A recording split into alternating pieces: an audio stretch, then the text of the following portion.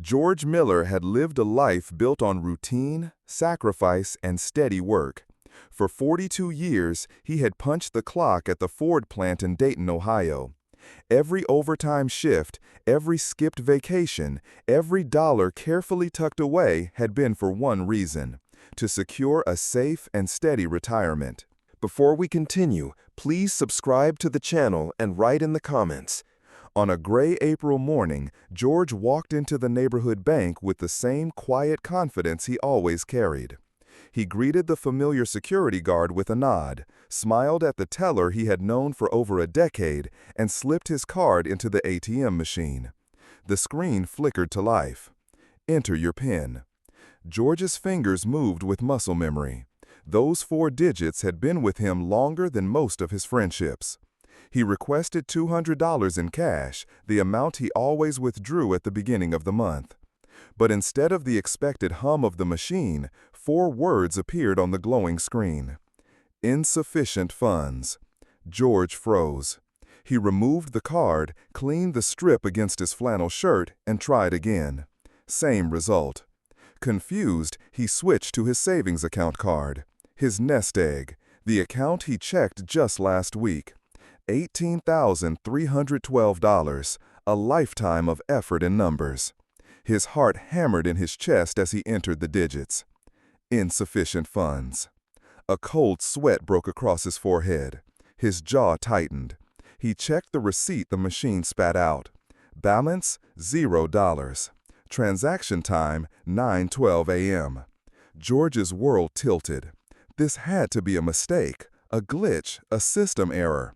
He stumbled inside the bank, clutching both cards like lifelines. Behind the glass window stood Karen Douglas, a teller who had known George for 15 years. She smiled warmly, until she saw his face. "Mr. Miller, are you all right?" "There's something wrong with my account," George said, voice shaking. "The ATM says I don't have any money, but I do. I've worked 42 years for that money." Karen typed quickly, her fingers clicking across the keyboard. The smile vanished, her brows knit together. "Mr. Miller, I see a withdrawal this morning. The entire balance, checking and savings, both accounts emptied." George's throat closed. "That's impossible. I wasn't even here. Who withdrew it?" Karen hesitated before turning the screen toward him. One name glared back at him: Rachel Miller. His daughter. George staggered back from the counter as though he'd been punched. His daughter's name sat there, black and permanent on the screen. Rachel, his little girl, who once wore pigtails and held his hand at county fairs. The girl he'd raised alone after his wife passed away. The girl he had worked himself to the bone for. She wouldn't do this," George whispered. "There must be some mistake." But Karen's face told him there was no mistake. Rachel Miller was a joint account holder. She had walked into the bank that morning with the proper identification and authorization. She had taken everything. George's knees nearly buckled. He stumbled out of the bank into the harsh sunlight. His pickup truck sat in the parking lot, rust along the wheel wells, the same faithful vehicle he had driven for 2 decades. But suddenly, nothing felt steady anymore. He sat inside, hands gripping the wheel, before fumbling for his phone. He dialed his daughter's number, straight to voicemail. He tried again and again. On the 5th attempt, she answered. Her voice was different, cold, detached. "Dad, I know why you're calling." "Rachel, what happened? Karen said you withdrew everything. That can't be right. That's my retirement, my whole life's work." "It's exactly right," she cut in. "I took it all. Derek and I are leaving. We're starting fresh." George's stomach turned to stone. "Rachel, you can't. That money is all I have. How am I supposed to live?" "You'll figure it out. You always do," she said flatly. George's voice cracked. "Rachel, please, if you're in trouble, we can talk. Bring Ethan home. We'll figure it out together." But her laugh was harsh, bitter. "There's nothing to talk about, Dad. I deserve this chance. I've been taking care of everyone else my whole life. Now it's my turn." The words sliced into him deeper than any knife. "What about Ethan?" George whispered. "What about school, his friends, his future?" "He's with me. He'll adjust. Kids are resilient." And then the line went dead. The house felt heavier than ever when George stepped inside that evening. The photographs on the mantel mocked him. Rachel's high school graduation, her wedding day, little Ethan in a Little League uniform smiling proudly with a missing front tooth. Now it all felt like a lie. George lowered himself into his worn leather armchair, staring blankly at the empty space where Rachel's presence used to bring noise and chaos. His chest tightened, not only with grief, but with shame. He had worked a lifetime to build something stable, and in one morning, his daughter had destroyed it all. Upstairs, George heard the faint sound of video game music.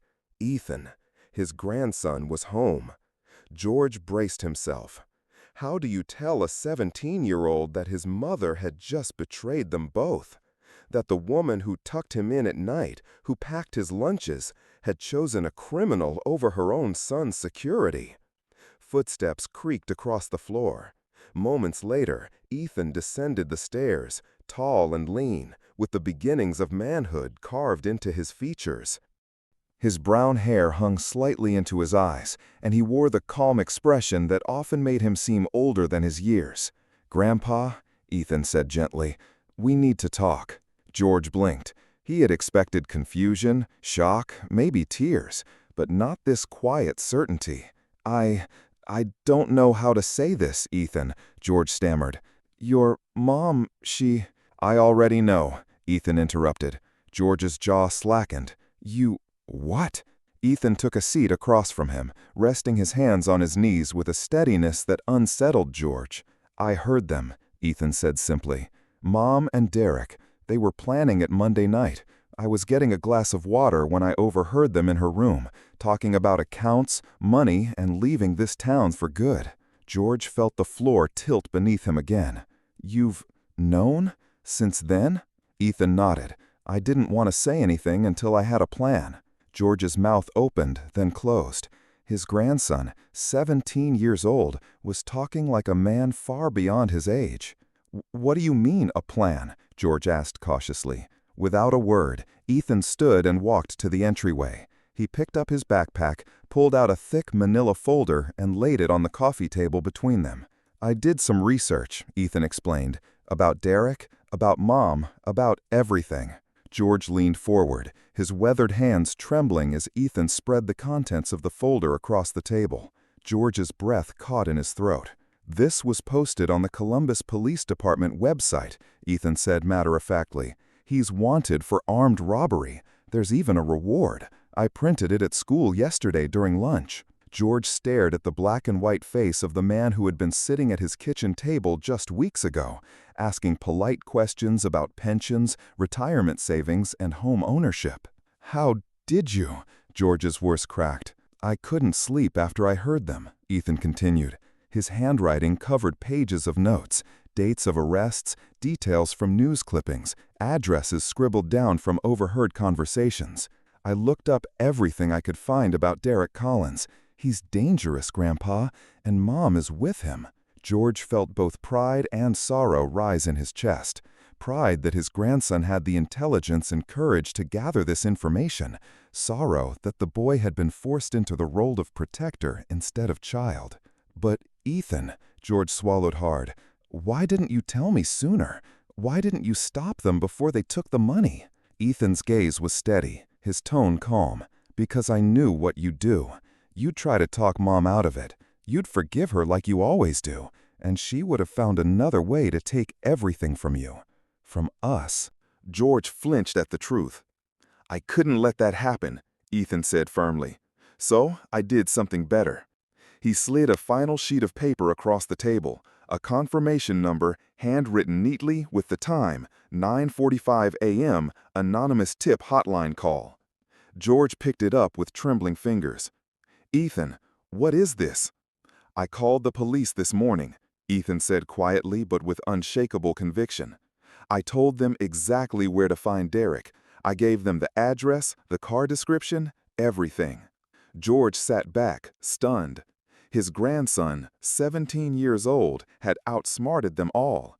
For a long moment, the room was silent except for the faint ticking of the old wall clock. George felt tears prick at the corners of his eyes. "Ethan," he whispered, voice breaking, "you're braver than I ever was."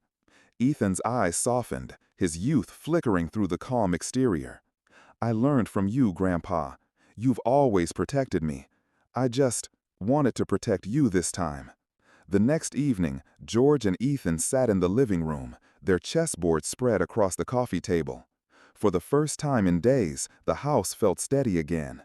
The television hummed softly in the background, the smell of George's coffee drifting through the air. They were halfway through a tense game when the phone rang. It was late, 8:30 p.m. Calls at that hour were rare. George exchanged a glance with Ethan before slowly picking up the receiver.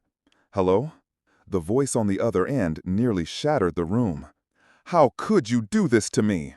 Rachel's voice screeched through the line, loud enough for Ethan to hear every word. "The police arrested Derek. They took everything. You ruined everything, Dad." George's hand shook as he held the receiver, but Ethan leaned forward, his eyes steady, urging him silently to remain calm. "Rachel," George tried, his voice gentle.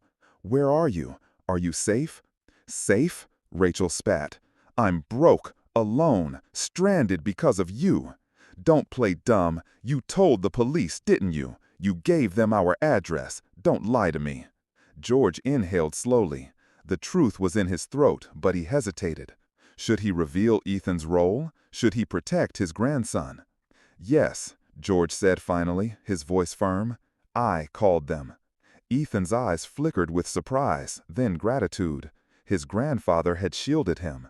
There was silence on the line, a dangerous kind. Then Rachel's voice returned, low and venomous.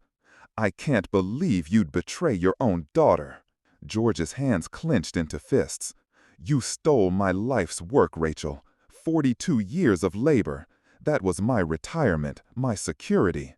And you vanished without a word, taking Ethan with you. How could you?" "You don't understand," she snapped. "That money was just sitting there while I struggled. I deserved a chance at happiness. Derek and I had plans, real plans. You destroyed them." George closed his eyes. His daughter's voice, once filled with laughter and childhood innocence, was now soaked with bitterness. "Rachel," he said quietly, "you abandoned your son. You stole from your father. You ran off with a criminal. Those were your choices, not mine." On the other end, Rachel's breath hitched. For a moment, George thought he heard tears. But when she spoke again, her tone was hardened steel. "This isn't over. You hear me? You haven't heard the last from me." "What do you mean?" George asked cautiously. "I need money," she said coldly. "Your pension, your other savings. I know you still have something. Send me whatever you can. I'm your daughter, Dad. You can't just abandon me." The words struck like old wounds reopening. They carried the same manipulative tone George had heard for years, the tone that had convinced him to pay her rent, her debts, her endless excuses. But something inside him shifted. For the first time, he felt the weight of his grandson's steady gaze behind him. He could almost hear Ethan's unspoken words, "Don't give in again." "No," George said firmly. Rachel gasped. "What do you mean, no? I'm homeless, Dad. I have nothing. You can't do this to me." "You did it to yourself," George said. "Actions have consequences, Rachel. You chose Derek. You chose to steal from me. And now you're paying the price." Her voice rose to a shriek. "You've ruined my life. Don't expect me to ever come back. Don't expect calls, letters, visits. You'll never see me again." George's hand tightened around the phone. For decades he had feared these words, but now, strangely, They brought not fear, but relief. "If that's your choice, Rachel," he said softly, "then I'll live with it. But the door will only be open if you're ready to change. Until then, I'm protecting Ethan and myself." Silence. Then the line went dead. George stood there, receiver still pressed to his ear, the weight of finality pressing down on his chest. Then he felt it, Ethan's arms wrapping around him from behind. The boy who had become a man too soon, offering comfort his mother never had. George set the phone down and turned, embracing his grandson tightly. For a moment, the grief of losing a daughter was softened by the strength of having a son in all but name. 2 months passed like pages fluttering in the wind.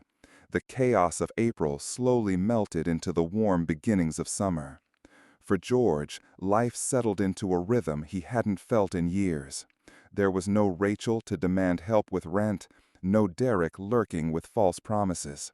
Just him and Ethan, side by side, figuring out how to live with what remained. George's pension covered the essentials: utilities, groceries, the mortgage. And Ethan, determined to help, picked up a summer job mowing lawns in the neighborhood.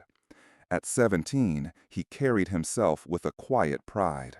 He wasn't just a grandson anymore, he was a partner in survival. Their evenings became sacred. Dinner at the scarred oak table, homework and reading assignments afterward. Then chess, always chess, their games stretching into midnight sometimes, punctuated with laughter and playful arguments about strategy. The money Rachel had stolen was gone forever, but George found something unexpected in its place: peace. The house was lighter without Rachel's constant chaos. The silence wasn't lonely anymore. It was steady. It was safe. Still, Rachel haunted him. Some nights, George found himself standing at the window, staring out at the dark street, wondering where she was, what she was doing, and if she ever regretted her choices. But whenever those doubts crept in, Ethan's presence anchored him. "Grandpa," Ethan would say when he caught the faraway look in George's eyes, "we're going to be okay, just you and me." And for the first time in his life, George believed it. It was a Thursday afternoon in June when everything shifted again. George sat in his recliner with the Riverside Herald open on his lap, reading about the town's summer fair. In the kitchen, Ethan scribbled notes for his summer English project, headphones hanging loosely around his neck. The open windows brought in the sound of birdsong and the smell of freshly cut grass. It felt like peace had finally taken root. Then, 3 loud knocks rattled the front door. Both George and Ethan froze. Visitors were rare, and their neighbors usually called before stopping by. The knocks came again, harder this time. George set down his newspaper and walked to the front window, pulling the curtain aside just enough to see the porch. His heart stopped. Rachel! She looked thinner, her hair tangled, her clothes worn. At her feet sat a single duffel bag, all her possessions packed into one small space. "Dad!" Her voice cut through the door. "I know you're in there. Please, let me in." Ethan appeared beside George, eyes wide. He instinctively stepped closer to his grandfather, his posture protective. George's hand hovered over the deadbolt he'd installed after her betrayal. 2 months ago, he would have opened the door without hesitation. But now? Now he had learned the cost of blind forgiveness. Rachel's voice cracked again. "Please, Dad, I don't have anywhere else to go." Ethan looked at George, his expression cautious. He didn't say a word, but George could read the silent plea in his eyes. "Don't let her hurt us again." George exhaled slowly. His fingers turned the lock. The door creaked open. "Hello, Rachel," George said evenly. Rachel stepped inside tentatively, eyes darting around the house she had once called home. She looked older, but not wiser. Her eyes carried the same mix of defiance and desperation George remembered. "Dad," she began, then glanced at Ethan. "Hi, sweetheart." Ethan didn't respond. He stood near the staircase, arms crossed, silent as stone. Rachel swallowed, turning back to her father. "I know I made mistakes, but Derek's gone. He's in jail for good. I don't have anyone else. Please, I just need a place to stay, just until I get back on my feet." George studied her carefully. He had spent a lifetime rescuing her. Every rent payment, every lawyer's fee, every temporary stay had drained him. And now, after stealing his life savings, she was back, asking for more. "Rachel," George said quietly, "you didn't just make a mistake. You betrayed us. You left your son. You left me." Tears welled in Rachel's eyes, but George recognized them. Not the tears of remorse, tears of manipulation.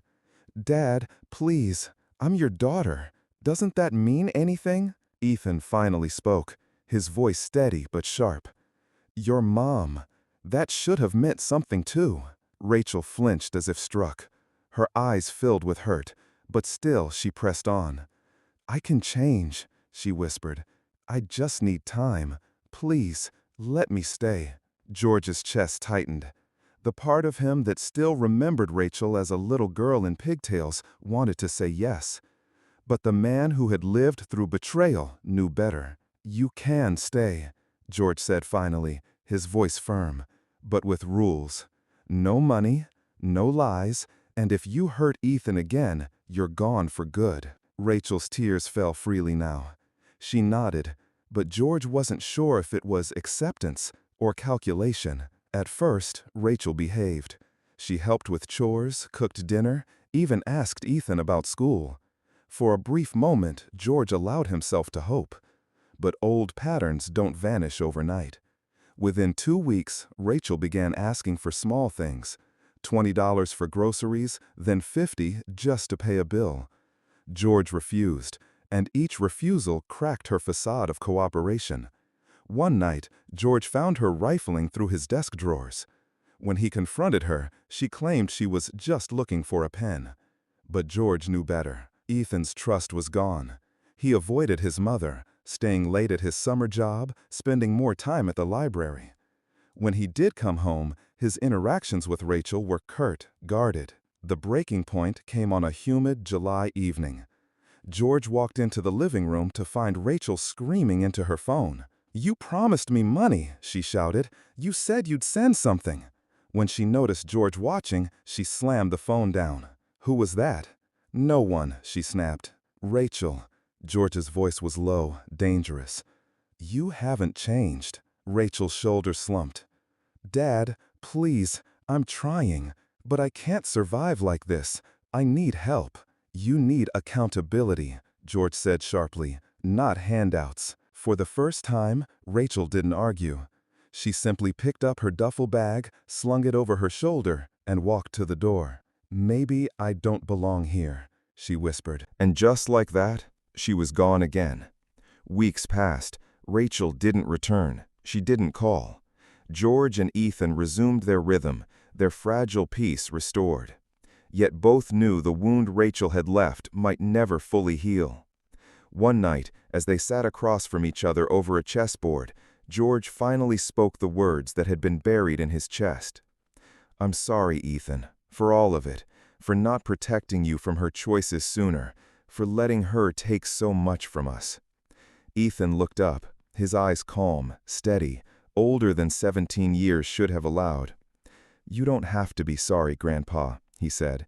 "You've done everything for me. You're the reason I'm okay, the reason we're okay." George felt tears sting his eyes. For so long, he had carried the burden of being the protector. Now, for the first time, he felt protected too. They returned to their game, pawns and rooks moving in quiet rhythm.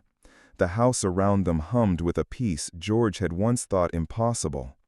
Rachel was gone, perhaps forever.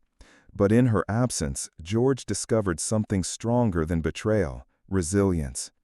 And Ethan, the boy who had grown into a man before his time, had shown him that even in the face of loss, family could still mean hope.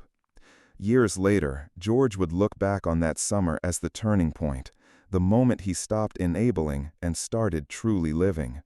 the moment Ethan stopped being a boy and became a partner. Rachel's fate remained a mystery, sometimes whispered through rumors of shelters, sometimes through word of mouth from old acquaintances. But George didn't chase her anymore. He had learned the cost of trust misplaced. Instead, he poured his energy into Ethan. College visits, chess tournaments, late-night talks about life. Every moment was a reminder.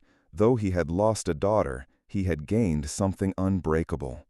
A bond forged in betrayal, strengthened by survival, and carried forward with hope. If you enjoyed the video, like and subscribe and stay connected with our channel.